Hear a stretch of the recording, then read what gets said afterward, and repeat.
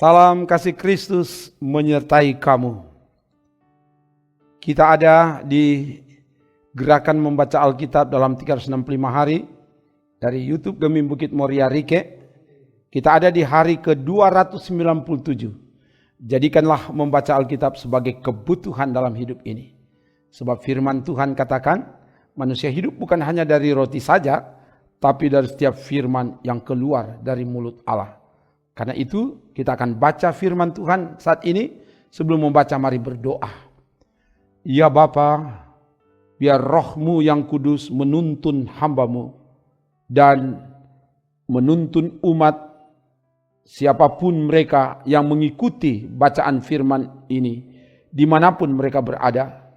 Supaya oleh tuntunan roh Tuhan kami sungguh-sungguh menemukan kehendak Tuhan dan melakukan kehendak Tuhan itu dalam hidup ini. Ya Allah Roh Kudus, ke dalam kuasa-Mu hamba serahkan dalam nama Tuhan Yesus. Haleluya. Amin. Bacaan firman Tuhan di hari ke-297 ini kita membaca dari Kisah Para Rasul pasal 9 ayat 1 sampai 43 dan juga di Kisah Para Rasul pasal 10 ayat 1 sampai 48. Begini dikatakan, sementara itu berkobar-kobar hati Saulus untuk mengancam dan membunuh murid-murid Tuhan. Ia menghadap imam besar dan meminta surat kuasa daripadanya untuk dibawa kepada majelis Yahudi di Damsyik, supaya jika ia menemukan laki-laki atau perempuan yang mengikuti jalan Tuhan, ia menangkap mereka dan membawa mereka ke Yerusalem. Dalam perjalanannya ke Damsyik, ketika ia sudah dekat kota itu, tiba-tiba cahaya memancar dari langit mengelilingi dia. Ia rebah ke tanah dan kedengaranlah olehnya suatu suara yang berkata kepadanya, Saulus, Saulus, mengapakah engkau menganiaya aku? Jawab Saulus, siapakah engkau Tuhan? Katanya, akulah Yesus yang kau aniaya itu. Tetapi bangunlah dan pergilah ke dalam kota. Di sana akan dikatakan kepadamu apa yang harus kau perbuat. Maka termangu-mangulah teman-temannya seperjalanan, karena mereka memang mendengar suara itu, tetapi tidak melihat seorang juga pun. Saulus bangun dan berdiri, lalu membuka matanya, tetapi ia tidak dapat melihat apa-apa. Mereka harus menuntun dia masuk ke Damsyik. 3 hari lamanya ia tidak dapat melihat, dan 3 hari lamanya ia tidak makan dan minum. Di Damsyik ada seorang murid Tuhan bernama Ananias. Firman Tuhan kepadanya dalam suatu penglihatan, Ananias, jawabnya, ini aku Tuhan. Firman Tuhan, mari pergilah ke jalan yang bernama jalan lurus, dan carilah di rumah Yudas seorang dari Tarsus yang bernama Saulus. Ia sekarang berdoa, dan dalam suatu penglihatan ia melihat bahwa seorang yang bernama Ananias masuk ke dalam dan menumpangkan tangannya ke atasnya supaya ia dapat melihat lagi. Jawab Ananias, Tuhan, dari banyak orang telah kudengar tentang orang itu, betapa banyaknya kejahatan yang dilakukannya terhadap orang-orang kudus-Mu di Yerusalem. Dan ia datang kemari dengan kuasa penuh dari imam-imam kepala untuk menangkap semua orang yang memanggil nama-Mu. Tetapi firman Tuhan kepadanya, pergilah, sebab orang ini adalah alat pilihan bagiku untuk memberitakan namaku kepada bangsa-bangsa lain, serta raja-raja dan orang-orang Israel. Aku sendiri akan menunjukkan kepadanya betapa banyak penderitaan yang harus ia tanggung oleh karena namaku. Lalu pergilah Ananias ke situ dan masuk ke rumah itu. Ia menumpangkan tangannya ke atas Saulus, katanya, Saulus saudaraku, Tuhan Yesus yang telah menampakkan diri kepadamu di jalan yang engkau lalui, telah menyuruh aku kepadamu, supaya engkau dapat melihat lagi dan penuh dengan Roh Kudus. Dan seketika itu juga seolah-olah selaput gugur dari matanya, sehingga ia dapat melihat lagi. Ia bangun lalu dibaptis. Dan setelah ia makan, pulihlah kekuatannya. Saulus tinggal beberapa hari bersama-sama dengan murid-murid di Damsyik. Ketika itu juga ia memberitakan Yesus di rumah-rumah ibadat dan mengatakan bahwa Yesus adalah Anak Allah. Semua orang yang mendengar hal itu heran dan berkata, bukankah dia ini yang di Yerusalem mau membinasakan barang siapa yang memanggil nama Yesus ini? Dan bukankah ia datang ke sini dengan maksud untuk menangkap dan membawa mereka ke hadapan imam-imam kepala? Akan tetapi Saulus semakin besar pengaruhnya dan ia membingungkan orang-orang Yahudi yang tinggal di Damsyik, karena ia membuktikan bahwa Yesus adalah Mesias. Beberapa hari kemudian orang Yahudi merundingkan suatu rencana untuk membunuh Saulus. Tetapi maksud jahat itu diketahui oleh Saulus. Siang malam orang-orang Yahudi mengawal semua pintu gerbang kota supaya dapat membunuh dia. Sungguh pun demikian, pada suatu malam murid-muridnya mengambilnya dan menurunkannya dari atas tembok kota dalam sebuah keranjang. Setibanya di Yerusalem, Saulus mencoba menggabungkan diri kepada murid-murid, tetapi semuanya takut kepadanya karena mereka tidak dapat percaya bahwa ia juga seorang murid. Tetapi Barnabas menerima dia dan membawanya kepada rasul-rasul dan menceritakan kepada mereka bagaimana Saulus melihat Tuhan di tengah jalan dan bahwa Tuhan berbicara dengan dia, dan bagaimana keberaniannya mengajar di Damsyik dalam nama Yesus. Dan Saulus tetap bersama-sama dengan mereka di Yerusalem dan dengan keberanian mengajar dalam nama Tuhan. Ia juga berbicara dan bersoal jawab dengan orang-orang Yahudi yang berbahasa Yunani, tetapi mereka itu berusaha membunuh dia. Akan tetapi setelah hal itu diketahui oleh saudara-saudara anggota jemaat, mereka membawa dia ke Kaisarea dan dari situ membantu dia ke Tarsus. Selama beberapa waktu jemaat di seluruh Yudea, Galilea, dan Samaria berada dalam keadaan damai. Jemaat itu dibangun dan hidup dalam takut akan Tuhan. Jumlahnya makin bertambah besar oleh pertolongan dan penghiburan Roh Kudus. Pada waktu itu Petrus berjalan keliling, mengadakan kunjungan ke mana-mana. Dalam perjalanan itu ia singgah juga kepada orang-orang kudus yang di Lida. Di situ didapatinya seorang bernama Eneas yang telah 8 tahun terbaring di tempat tidur karena lumpuh. Kata Petrus kepadanya, Eneas, Yesus Kristus menyembuhkan engkau. Bangunlah dan bereskanlah tempat tidurmu. Seketika itu juga bangunlah orang itu. Semua penduduk Lida dan Saron melihat dia, lalu mereka berbalik kepada Tuhan. Di Yope ada seorang murid perempuan bernama Tabita, dalam bahasa Yunani Dorcas. Perempuan itu banyak sekali berbuat baik dan memberi sedekah. Tetapi pada waktu itu ia sakit lalu meninggal. Dan setelah dimandikan, mayatnya dibaringkan di ruang atas. Lida dekat dengan Yope. Ketika murid-murid mendengar bahwa Petrus ada di Lida, mereka menyuruh 2 orang kepadanya dengan permintaan, segeralah datang ke tempat kami. Maka berkemaslah Petrus dan berangkat bersama-sama dengan mereka. Setelah sampai di sana, ia dibawa ke ruang atas dan semua janda datang berdiri dekatnya, dan sambil menangis mereka menunjukkan kepadanya semua baju dan pakaian yang dibuat Dorcas waktu ia masih hidup. Tetapi Petrus menyuruh mereka semua keluar. Lalu ia berlutut dan berdoa, kemudian ia berpaling ke mayat itu dan berkata, Tabita, bangkitlah.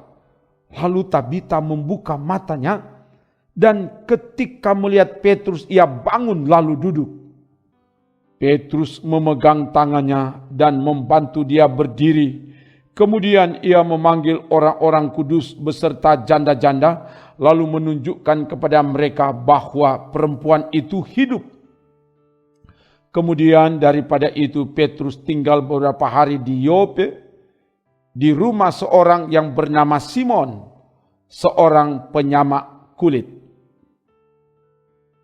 Di Kaisarea ada seorang yang bernama Cornelius, seorang perwira pasukan yang disebut pasukan Italia. Ia saleh, ia serta seisi rumahnya takut akan Allah, dan ia memberi banyak sedekah kepada umat Yahudi dan senantiasa berdoa kepada Allah. Dalam suatu penglihatan kira-kira jam 3 petang, jelas tampak kepadanya seorang malaikat Allah masuk ke rumahnya dan berkata kepadanya, Cornelius. Ia menatap malaikat itu dan dengan takut ia berkata, ada apa Tuhan? Jawab malaikat itu, semua doamu dan sedekahmu telah naik ke hadirat Allah, dan Allah mengingat engkau. Dan sekarang suruhlah beberapa orang ke Yope untuk menjemput seorang yang bernama Simon dan yang disebut Petrus. Ia menumpang di rumah seorang penyamak kulit yang bernama Simon yang tinggal di tepi laut.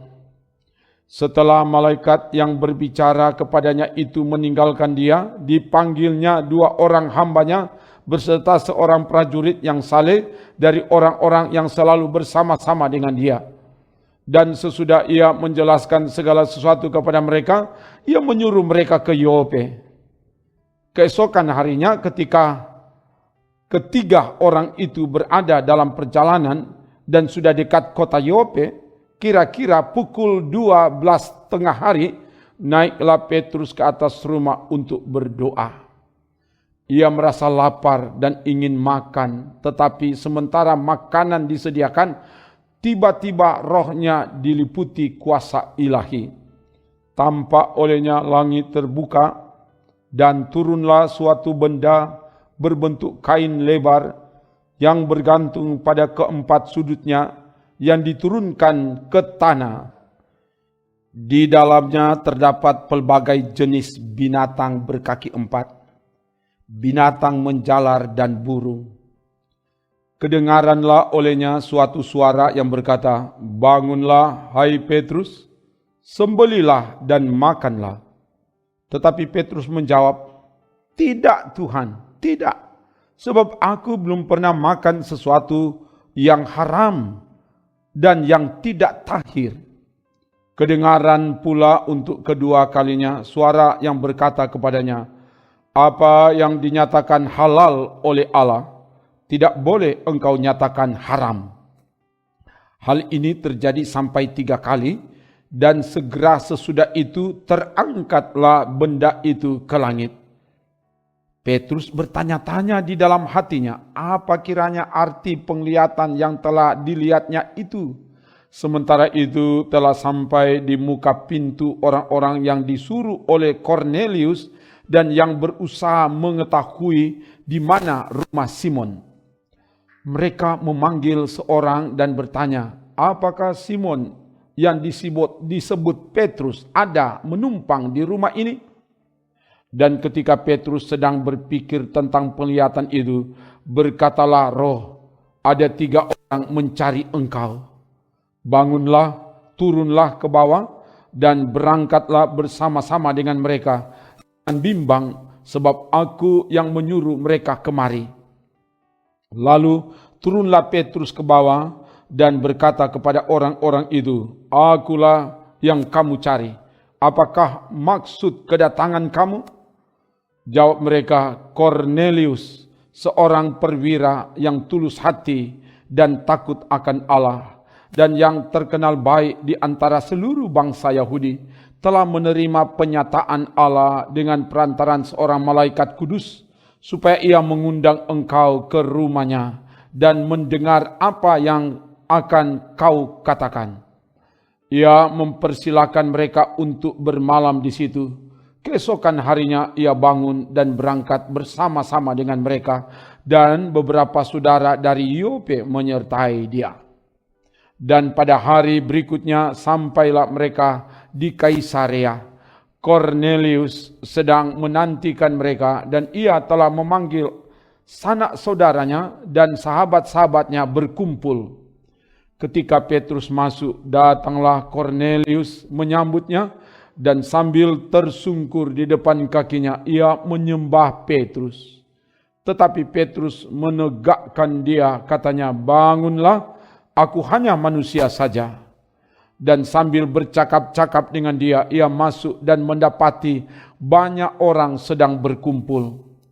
Ia berkata kepada mereka, kamu tahu betapa kerasnya larangan bagi seorang Yahudi untuk bergaul dengan orang-orang yang bukan Yahudi atau masuk ke rumah mereka.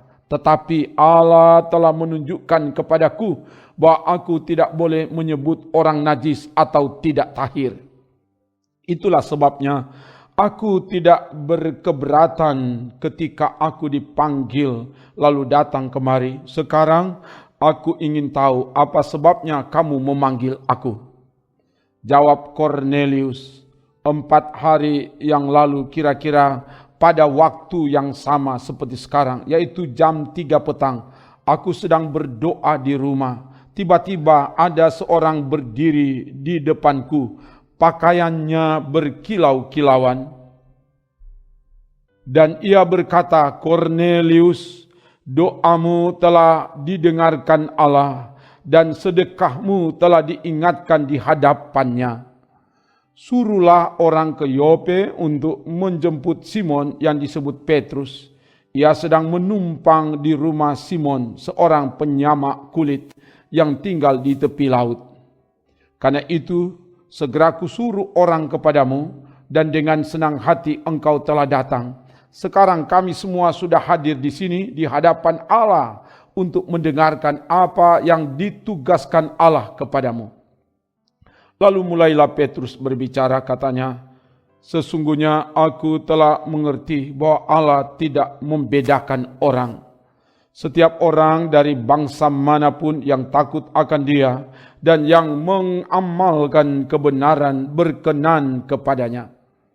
Itulah firman yang ia suruh sampaikan kepada orang-orang Israel, yaitu firman yang memberitakan damai sejahtera oleh Yesus Kristus yang adalah Tuhan dari semua orang. Kamu tahu tentang segala sesuatu yang terjadi di seluruh tanah Yudea, mulai dari Galilea, sesudah baptisan yang diberitakan oleh Yohanes, yaitu tentang Yesus dari Nazaret, bagaimana Allah mengurapi Dia dengan Roh Kudus dan kuat kuasa Dia yang berjalan berkeliling sambil berbuat baik dan menyembuhkan semua orang yang dikuasai iblis, sebab Allah menyertai Dia. Dan kami adalah saksi dari segala sesuatu yang diperbuatnya di tanah Yudea maupun di Yerusalem, dan mereka telah membunuh Dia dan menggantung Dia pada kayu salib. Yesus itu telah dibangkitkan Allah pada hari yang ketiga, dan Allah berkenan bahwa Ia menampakkan diri, bukan kepada seluruh bangsa, tetapi kepada saksi-saksi yang sebelumnya telah ditunjuk oleh Allah, yaitu kepada kami yang telah makan dan minum bersama-sama dengan Dia setelah Ia bangkit dari antara orang mati. Dan Ia telah menugaskan kami memberitakan kepada seluruh bangsa dan bersaksi bahwa Dialah yang ditentukan Allah menjadi hakim atas orang-orang hidup dan orang-orang mati. Tentang Dialah semua nabi bersaksi bahwa barang siapa percaya kepadanya, ia akan mendapat pengampunan dosa oleh karena namanya. Ketika Petrus sedang berkata demikian, turunlah Roh Kudus ke atas semua orang yang mendengarkan pemberitaan itu.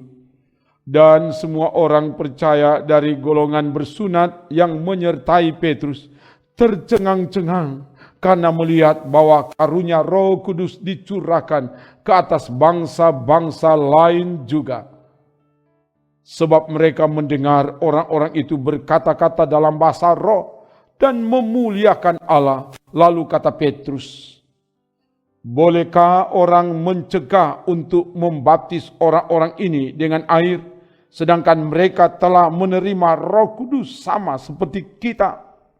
Lalu ia menyuruh mereka dibaptis dalam nama Yesus Kristus. Kemudian mereka meminta Petrus supaya ia tinggal beberapa hari lagi bersama-sama dengan mereka. Demikian bacaan firman Tuhan.